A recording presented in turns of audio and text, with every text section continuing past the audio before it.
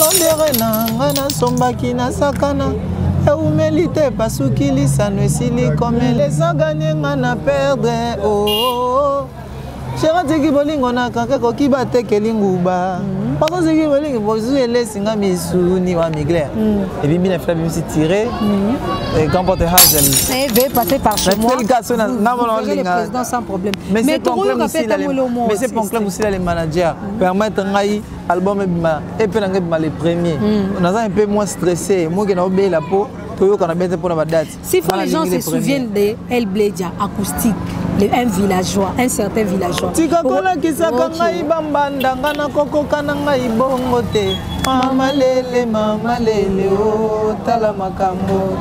Donc voilà. Et s'il faut les gens puissent retenir El Bledia, les nouveaux. Les nouveaux El Bledia. Bolingwa Dubaï, esuka kana Dubaï. Bolingwa Turquie, esuka kana Turquie. Bolingwa ya Chine. Esuka rase na Chine Bolingwa Kinshasa yangonde mutu pasie Poni upunira bakuno tero esuka kuna biso ndeka mutu ba expliquer en temps webima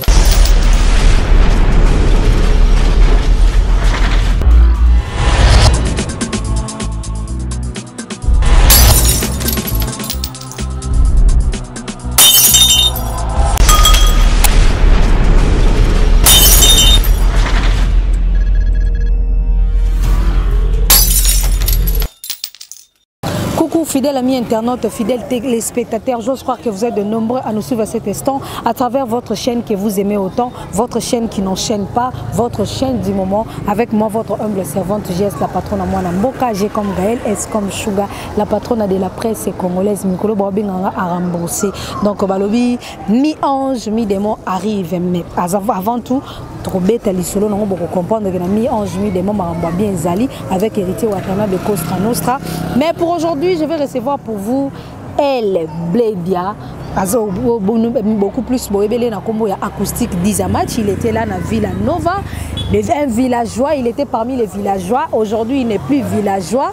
Et il est maintenant El Bledia acoustique d'Izamatch. Il sera bel et bien sur notre plateau. Dans quelques temps de poussière, tu remets un peu que sur l'orchestre, mouvement Ningezoma. Tu as déjà panneau ezoleka déjà bandérole et mati déjà likolo to ebité El Bledia préparer les bisonini générique wana to mona pe mo affiche mort baromaki qui tenda donc balobi comme on est un peu significatif alors lui-même il sera là pour nous expliquer mais avant tout je dis merci à celui qui fait à ce que je sois donc vous comprenez déjà c'est que je suis c'est que je vous donne comme image Deka Kingakati Prod balobi un réalisateur le plus propre, le plus respectueux surtout. Kungatisé bango Deka Kingakati, un grand merci à Arsène Toya, le jeune millionnaire. Francis Mavimpi, là où se repose ma confiance. David Ngunda, essence de beauté. David Ngunda, un grand merci à toi. Leader Mobini, Sniper, Chikungunya, Lise, Pedro, Miguel. Dylan Moulamba, hashtag le vrai, balobi camarade Astar Azara Star. Soki Nazara Star T, Mende oppose Azara Star T. Un grand merci à toi. Comme je disais tout à l'heure, je vais recevoir mon invité, El Bledia. Na ebitenga na lingara mingi mingi pe ko benga e comment. Balobi comment aussi manaki leader na El Bledia na ebité yango zo la biso ba komo makasi album to zo ba thème ti single président bonjour Gaël Sugar président quelles sont les bonnes nouvelles to moni pandémie ba déconfiné biso to komi libre baninga pe pendant ce temps libre oh bazo bimisama ba marambo belé to ebité côté non tant va déconfiné ba to boinga na beli mystique ya onga na kamwe ngabi mais ozaki no bien corona goûté koti na ba foyer mususu mais yo toyoki obelité une fois le président lancé que non c'est bon marambo ezong en marche balamon El Bledia beli c'est quoi malaria karato stress album en tout cas normalement si on fait que na stressé il nous attend dans salango ndé na ba temps wana ndé ba stress ezala ya on te sili nango bongo mais ils ont Thérèse héroïne. J'espère que Thérèse héroïne, l'homme de mi-ange, mi-démon, tout simplement, lui héritier Watana Beko.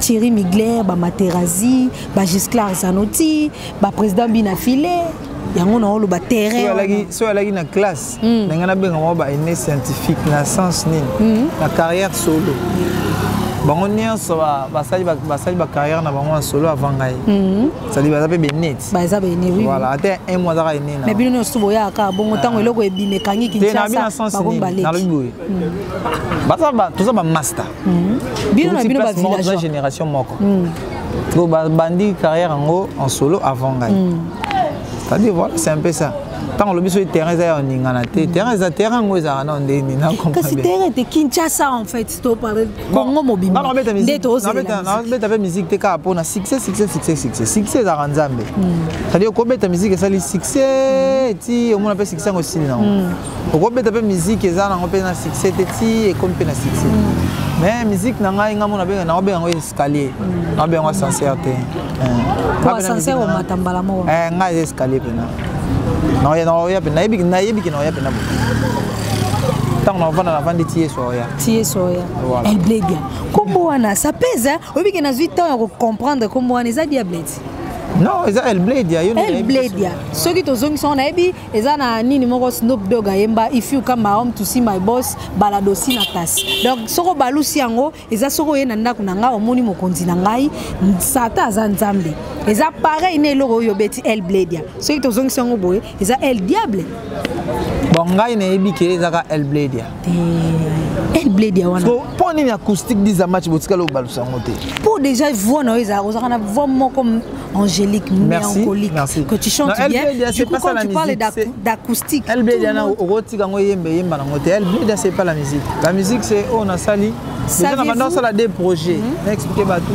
on a ça des projets on a ça avertissement déjà bimi autobim sa titre le bosso qui tenda par exemple bolingwa Dubaï to embeli GG tango fort 30 titres mo wana bambanda ils ont 5 titres ou 4 titres na générique pe na na qui tenda la biso donc après wana na sali pe album na nga on a continué ça là album na peut dans une grande partie na comme dans 70% aussi là album na titre en Israël on se pele Israël les significatif tout biso tout to signification Israël to biba na Israël ninge zalaki quand on parle d'Israël tout moni ba na Israël de balongola bango na nini balongola na terre promise mais ce que elle bled ya wana na meki ko expliquer yo biloko Snoop Dogg ayema na nzembo if you come home to see my boss c'est la peuple za béni na Bible ya peuple nini ba peuple ni baza béni na Bible ba béni na Bible question no tuninga na ko na ko répondre mais tellement que ba question za ya ngai ba réponse za yo moi siko on a répondre za te mais bato ba otala biso ba na Israël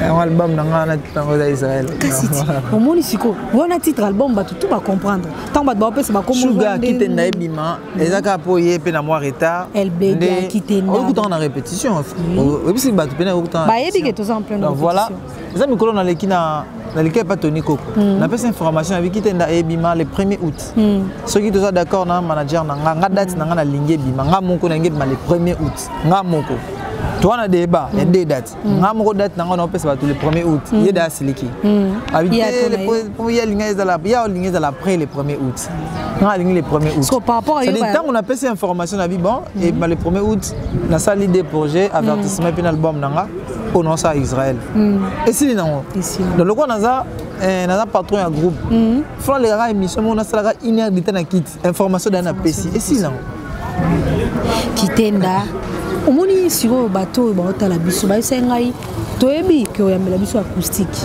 elle bled ya wana ezolo babele malgré nazola la place wana parce que soki nazongisi yango so na mina koma wa tozongisi yango ezobimisa diable en même temps le 1er août eza date moko ezaka significatif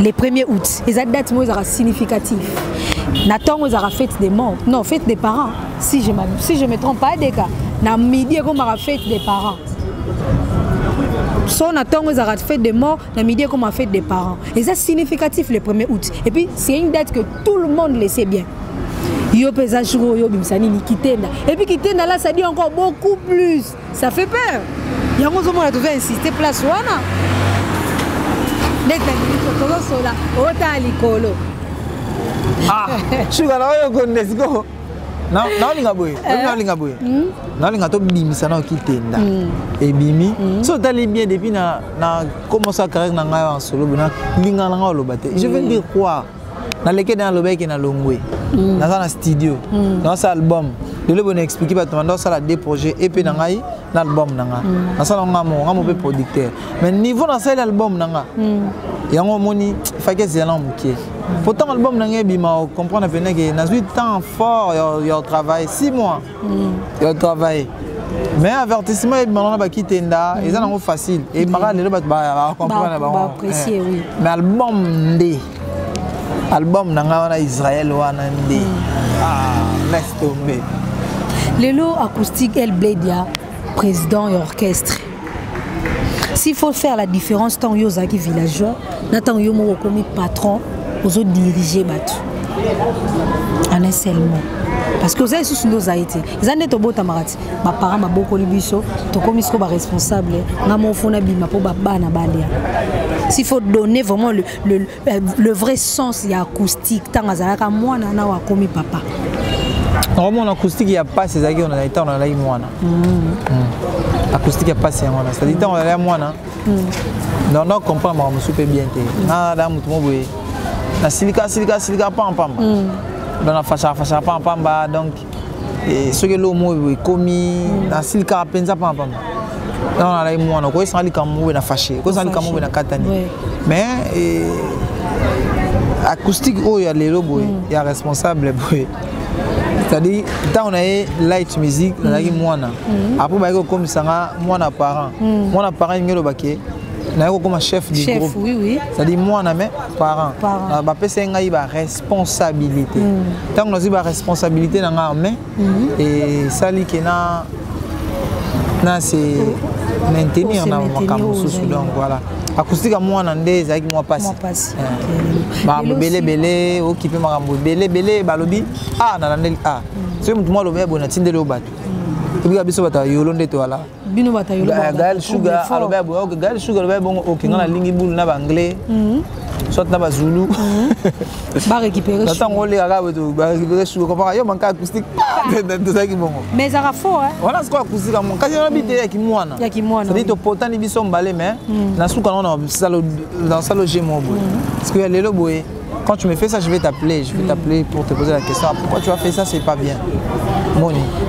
Et acoustique, s'il faut parler des autres, parce que vous avez artistes et mbokao et mnene, au batutu baolanda biso, bako contredire bisoté. S'il faut parler de nos jeunes frères, des jeunes frères au babimisi, s'il faut apprécier, parce que babi, il faut apprécier l'homme à son époque. Ce qui est acoustique, parmi bato babimi, moi mikolo babimisi, on va chanter. Soit acoustique, on va apprécier ta mort quand on y balai. Non, tu vas bimisi alba nini abalban biminante. Mina fila bimisi tiré Migler bimisi nzemba Ben Willy na générique na ballon de rena ngana sombaki na sakana eumélité pasukili sanesili comme les a gagné ngana perdre oh Chérie qui bolingo na kaka koki batekeli nguba. Parce que bolingo bozu elesinga misuni wa Migler. Et puis mina fla bimisi tiré. Et quand porte Hazel King. Allo téléphone. Et si biso bien la Villa Nova, to bimisi générique na biso monte. Mais ndeko na bino pe azara na la team wa ta Diego Milito pa bimisi le mo le sambo beta li solote. Yo ki ngono nte. Te na ki nte. Yo ki ngote. Mais lo bima kala yo lo ko ngote. Abimisa lo sambo wana kala avant de tirer te nalo nandenga solo nandenga aventure te yo sko ngombe mangana terrain ya bino ya bato la team te oboni bato wala na biso bayo mona kenga na muta la team 100%. C'est bien na sala émission 100% la team wata parce que tozana pour nous soutenir bino ba artiste.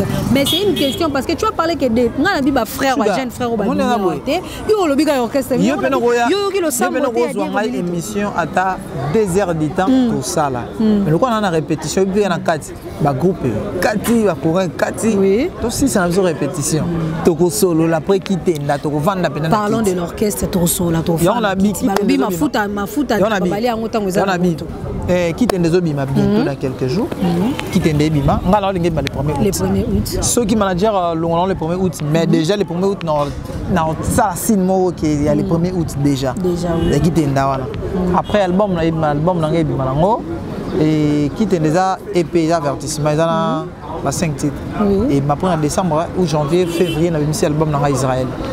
Les gens se demandent souvent acoustique à répéter puis souvent bateau balingara yo plus car moi dit à place soit doit ce qu'on a eu net le répéter na yolo na Yustra et pas il vient na ngai Isama la junior Malaï c'est le mystérieux on tape ça sur combat Fatara musique voilà Fatara musique et au départ le mystérieux junior Malaï les mystérieux junior Malaï ça que je salue big up à toi papa na zedi donner elle na Yustra na bébé na soit ska ba Esther donc net le to répéter chez donc on a la place fixe. D'abord, tu as une place fixe, mais est-ce que tu répéter en coulisses?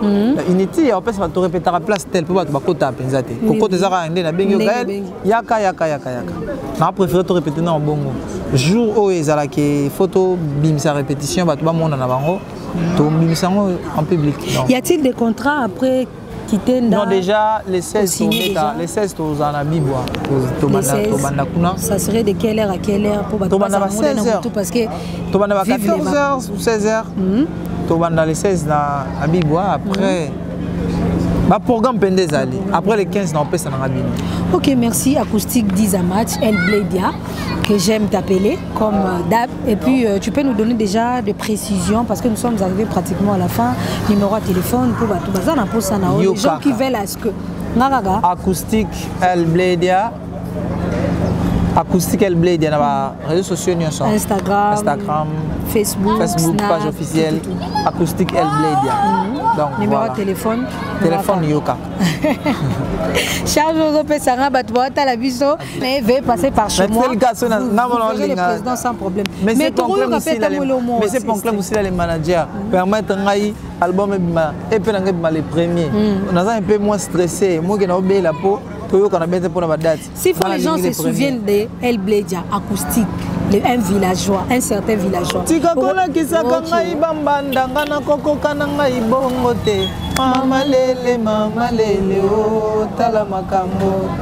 Donc voilà. Et s'il faut les gens puissent retenir El Bledia, les nouveaux.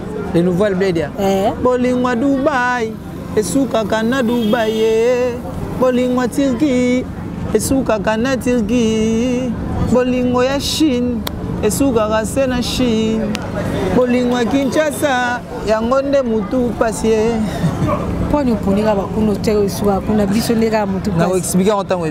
Vous avez compris, c'était juste tout petit peu interview président. Donc, ils ont un monde de répétition. Je pense que les images vont en parler. Nous sommes arrivés pratiquement à la fin. Là, j'ai dit déjà merci à celui qui fait à ce que je sois. Tobandaranae, Tosuranae, Deka Kingakati, Montréal. Un grand merci à ma patronne Mawali Balobi, ceux qui m'ont annoncé parce qu'il y a signalé bon, on a des annonces. Il y a des annonces. Tobongami, Toché le bon en poche. Topé ça, mes respects à celle qu'on appelle la patronne Mawali. Mes respects à toi, Mawali. Je vais te sentir, Mawali, manifeste-toi, Mawali Balobi, Totira la Sena, Yomo patron, Nazalaga, Moro Balobi, patron, à Kinshasa, Simbarate.